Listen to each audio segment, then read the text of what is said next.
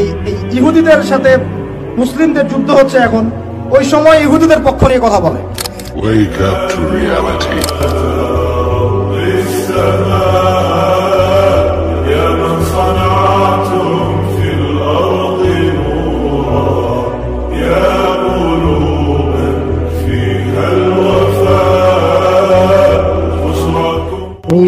من رئيسها الشيخ عبد الرزاق بن يوسف.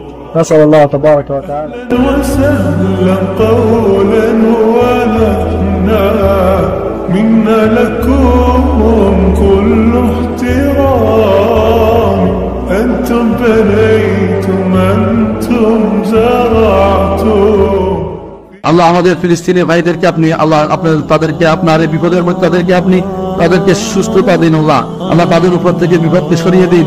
আল্লাহ ইহুদিদেরকে আমাদের সামনে থেকে দূরে সরিয়ে দিন। আল্লাহ ইহুদিরা আমাদের বাইতুল মাকদিসকে দখল করে রেখেছে, এটা আমাদের সম্পদ, এখানে মুসলিমদের রক্ত সম্পদ, এখানে কারোর কোনো অধিকার নেই। জোর করে তারা এই মুসলিমদের সরিয়ে তারা আমাদের জায়গা দখল করে আল্লাহ তাদেরকে বাইতুল মাকদিস থেকে দূরে সরিয়ে দিন। আল্লাহ